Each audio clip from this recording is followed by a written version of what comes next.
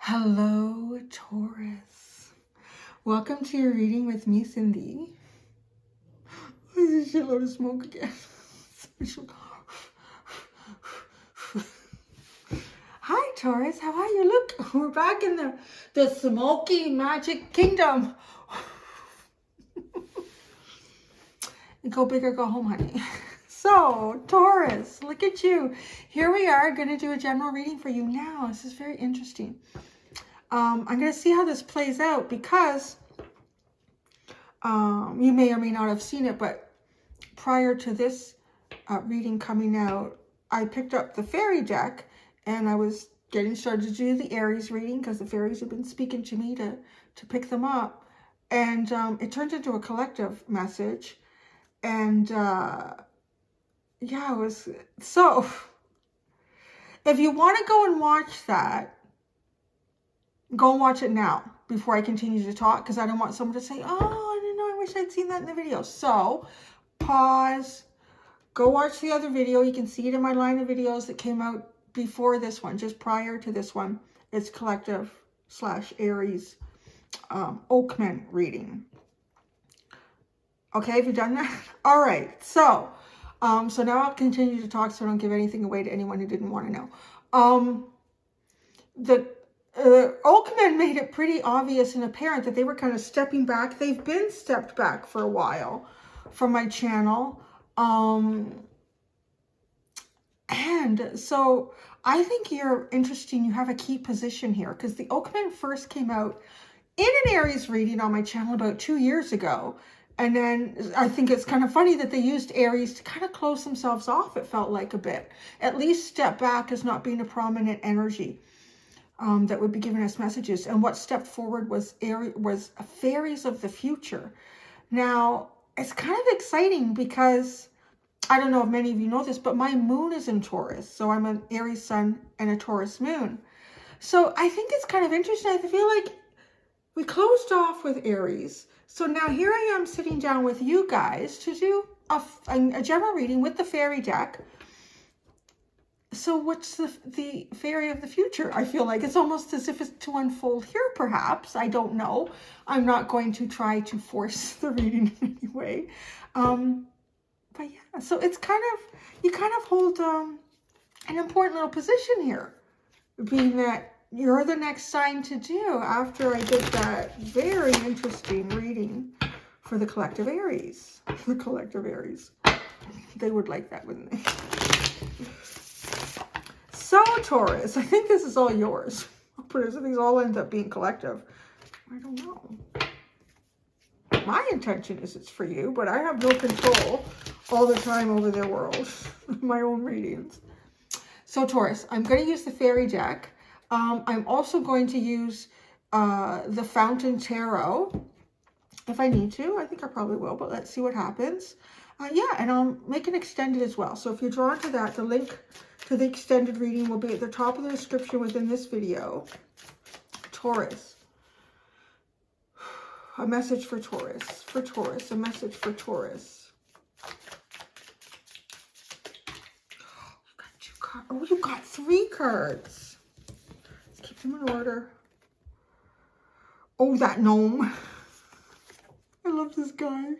He's the guy that, this is the energy that, you know, when you're late for work and you go out the door and, oh shit, I forgot my keys. I've done that sometimes. I think my keys, because it's the fob thing, so you don't even think about needing it to unlock or start the car. Just, yeah, I know it's in my pocket. You get in the car, pushing the button, no key detected. What do you mean no key? Oh shit, it's in my other coat. You go and you get your coat. You know, you're running late already, and then you get, oh, why does the car look funny on one side? Oh shit, I got a flat tire. You know, that's this guy. Everything I just described, that's him. Okay, the guardian at the gate. Oh, and Epona's wild daughter. Oh, what an interesting energy. I've never seen this come out of her before. I'm not, as I'll say when I started the Aries reading, it's been a long time since I've gone into these fairy cards, and I think it's almost beneficial because I'm not really connected to what the meanings in the book were. I'm really connecting with these visually and intuitively. Oh, I got to talk about this right away before it's gone. This fairy is leaping over her despair. That's what I see there. Leaping over her despair. Anytime this card has come out for me in the past, this is almost like a fairy energy kind of patting you on the back when no one else is there and you're going through something very difficult. No, no, no. I'm almost seeing this as like a dark side of her, and she's closing it off and she's leaping over it. She's using that to catapult herself forward.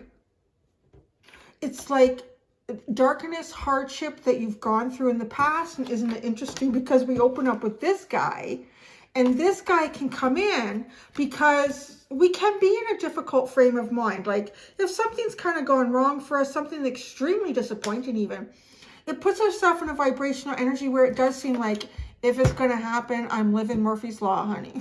I wake up to Murphy's Law. I sleep to Murphy's Law. If it could go wrong, it's going to go wrong kind of energy. Now, this could be talking about something in the past, a long time for you, or it could be more recent.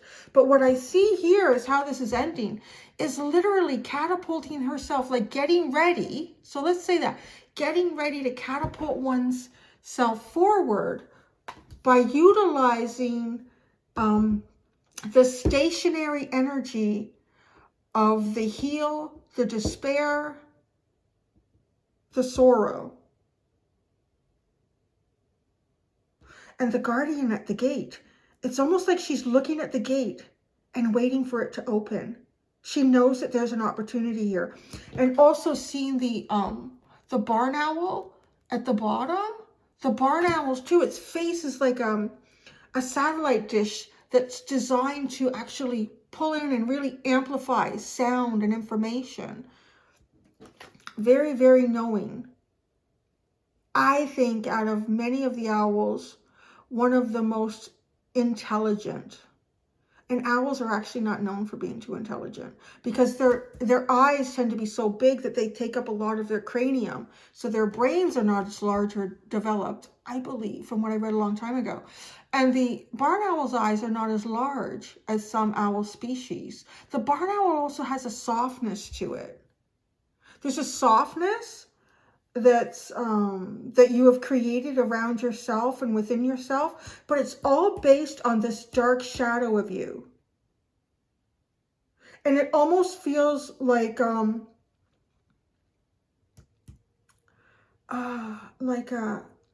stone carving or a statue. It's a statue, so there's nothing left of it to explore. It's solidified in its final state. The guardian at the gate. Oh, that gnome. Now as I sit here and I look at these three cards, he literally looks a little bit like he's pulling his hat down, and he's kind of frustrated because he has no way of reaching you now. It's like somehow you're on the other side of the gate. No, no, no. Okay, so this, imagine that this higher part of you, this higher self, is not here. So when going through this period, the gnome had direct access to you. That gnome. He had direct access to you. Throwing havoc, obstacles, frustrations throughout your day. And then the guardian of the gate has beamed down. Poof, boop. And now, I can't get you seriously. I should make like little, I swear to God, I should get little sticks and do like, would y'all watch that? If I did tarot like puppets, like a puppet play. Because yeah, so the gnome is here. And then came down from outer space, the guardian in the gate. And now the gnome can't get you. So he's frustrated, like pulling on his hat. Sourpuss. Sourpuss! Sourpuss came out in the collective reading. Watching you getting ready for a new beginning. Oh, that's Sourpuss. It is Sourpuss face. Oh, that's crazy shit. Now I kind of get. Oh, the Oakmen have stepped back because really the entire fairy deck, and what's at the bottom? I'm not going to look at it. I don't want to destroy my train of thought. The entire fairy deck has been kind of set offside for a while. I really focused just on the Oakmen because they were giving us very prominent readings on my channel. If you're new to my channel, like, what's the Oakmen, Cindy? And you're interested in deeper esoteric messages, even just about your spiritual growth. Some of the channel messages were really fascinating. You can go into is it called the Vimeo library, I think, and I have it organized like zodiac readings, dark moon Lilith, and the Oakmen. So you could go into that and you can see all the Oakmen readings that started from just before the pandemic hit North America on my channel. So, Fairies of the Future. I'm not spoiling anything if you went to go see the other video. You are the first one for Fairies of the Future. And here we go. We're talking about one of the ones that was in there. So this energy is being blocked off. And I feel like it said, yes, this is time for all of the fairies to start coming forward for everybody. Embrace them. Other readers out there, why aren't you guys using the fairies? I never see anybody using fairies. This deck has so much information, even if you don't even look at the book. There's so much that comes in on this. The Fawn. Oh, this is a powerful energy. So that's what you have. The others are reversed. You have the Fawn at the bottom. Oh, here, take a look. Oh, no, wait. Oh, this is two entities coming together. No, there's three. Oh, no. The Guardian in the Gate sits between this. This gate. Okay, I know this is like sort of an angelic light being of a fawn or a deer, but I'm seeing like in the middle is the gate. The gate, right? The Guardian in the Gate. So somebody's protecting the gate, and I'm going to go into that in more depth in a minute. And then there's two entities here, like two light beings. We're all light beings, so you and someone else perhaps, but coming into the gate from different sides. So people, person, someone. No, it's you. It's not just spiritual guides here. Coming in to a new point in time. The gate is opening. The gate is literally opening. I feel like it's almost a message that I've been waiting to hear for a long time. Doing general readings. This gate, the Guardian is present, which means the gate is picking up the signature, the energetic signature of who is supposed to pass through it. You coming towards your gate, getting ready to catapult yourself off the immovable, statuesque form of your former self, former self, and pushing off that and into the gate. Oh, that gnome can't touch you anymore. Literally, this energetic force sits there, the gate. So I'm saying this, and I don't know if there's someone else. It could be like a sibling. It could be a counterpart energy. It's something. And it is also about to go through the gate. Like both these energies are sitting here about to go through a gate. That's the gate. And then almost like it produces this fawn. So you could produce something new with someone else. And it's kind of like a beginning cycle, a new cycle. Where I do feel like a strong sense of positivity, because this dude is on the other side looking in, and it's Sourpuss.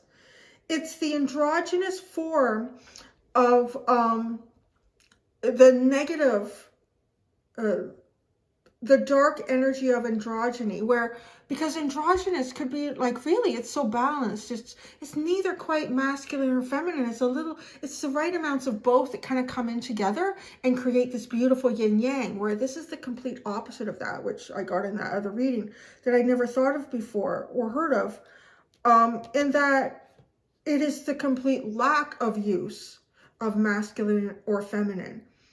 It is a real kerfuffle of energy that becomes kind of jealous. But I feel like it is produced by your own misfortune and well, yeah, things are always going to change in our life. So we're always going to experience, regardless of how I'm high vibrational, I'm just going to manifest everything good in my life. Good luck with that, because the universe has plans, honey. So it's not always going to end up that way. So, yeah, you know, life happens when we're busy making plans. And that's kind of like something in the past that occurred for you. And quite frankly, we would never, without experiencing hardship, we would never grow and become deeper, more expansive entities ourselves if we didn't have to push through difficult things. So this energy was kind of produced as a side effect of what you went through. But now, you know, I don't want to say that you'll never forget your keys when you get in the car, but you may not be running late and you probably won't get the flat tire, and this, like, it's just, or it just won't bother you until this energy just sort of dissipates. And I really feel like it can't get to you. I'm going to push these up. I want to pull out a tarot card for each one of these from the Fountain Tarot.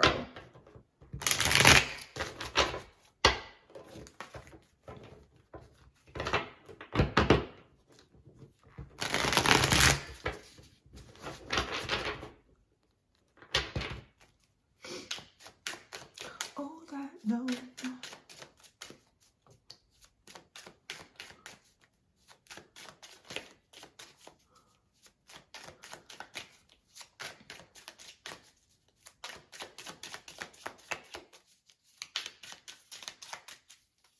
Oh, that gnome. 7 of Swords. See, this was keeping things from you. It was keeping things from you. There is a hair here that is tickling me. I know. The Guardian and the Gate. Get the hell out of town. You got the Page of Swords. There's the Guardian. Observing, watching, waiting. It's so cool. I love it. Okay. Shit me, and look at you, ready to charge to the gate. The Knight of Swords. I think we're done here. What else do we need? Wow. What's at the bottom? The 6 of Wands. Look at you. Succeeding to success. Get out. Those two cards are not together. I was about to say something about them. Okay, you got the 6 of Wands. Yeah, it's great. Success. And then you have the Ace of Coins and the 9 of Coins. When I was shuffling that deck, I did a split and I saw, I don't know, maybe you could go back and you might be able to see it while I was shuffling. I saw the Ace of Coins and I almost said something. I did a quick little look to see, I thought, that is not, is it? That's not the Queen or King of Wands. Because this card came out when we asked about this sourpuss in the collective Aries reading. This ace, but then the King of Wands came out as well. So I thought, oh, it's not. I'm just going to keep shuffling. I won't say anything. These two cards were complete opposite of each other when I did the shuffle, and ending up at the bottom. And this is significant of the, oh, that gnome, that sourpuss energy, and the 6 of Wands. This person is doing, what do they call that when they go underneath the how low can you go? Whoa, how low can you go? I think you've gone as low that you can go, and that you're coming up now. You're more than coming up. You're ready, almost ready to charge forward. The Ace of Coins and the 9 of Coins. Yeah, there's a brand new beginning on the other side of this gate. It's success. It's abundance. It's health. It's stability. It's a lot of really, really good things. It's your sovereignty. Oh yeah, that was all on the underline. Look at this. Look at this wicked little energy. I told you it was wicked. The 7 of Swords. This, okay. The gate was always there, but this darker energy was almost like creating like a fog or a mist that you couldn't see the gate, like metaphorically speaking. Although you never know, there might be people walking around that have such a sight, third eye, they're seeing gates everywhere. That'd be kind of cool. Well, yeah, I don't know. Yeah, I don't know. really debating that one in my head because I mean, staying in reality is really important for personal growth. If you could turn that on and off, it would be kind of cool, I guess. Page of Swords and the Guardian and the Gate. Oh, whoa. See, the Page of Swords, this is the fog. See, the fog that I was talking about. This, because he was hiding it from you. Maybe even like a fogginess in your brain, hiding it from you. And the page, here I am. Here's the gate. Here's the gate. And look at, see, charging towards, and all these stripes and lines, they match. Well, they don't. They're going in a different direction, but I don't think it really matters.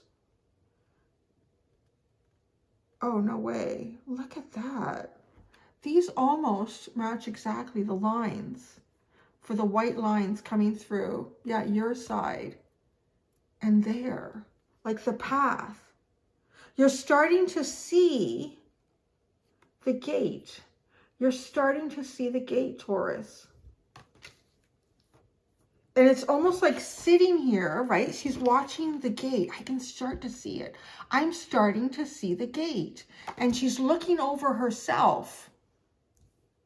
Looking over the stone.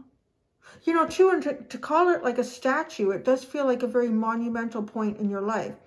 Thinking of monuments and such. I do feel like, though, there's a sense of walking carefully. Almost like getting your footing. He's almost walking.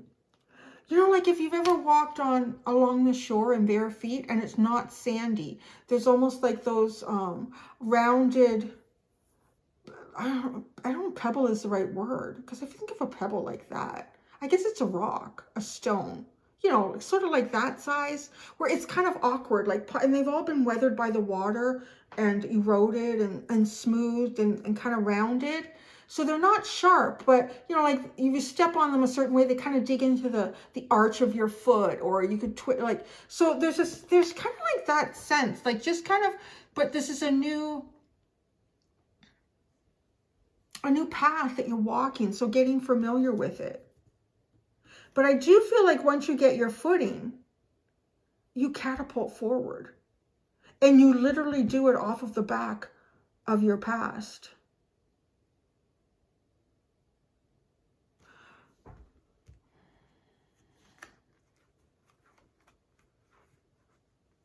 Yeah, that's what I got. So I'm just looking to see if there's anything else coming out.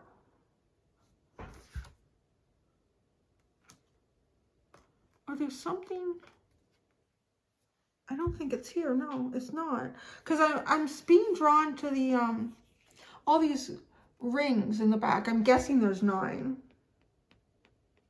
Yeah, 9, which obviously is the 9 of coins. But there's something, I don't know if it's going to come out in a later reading for you.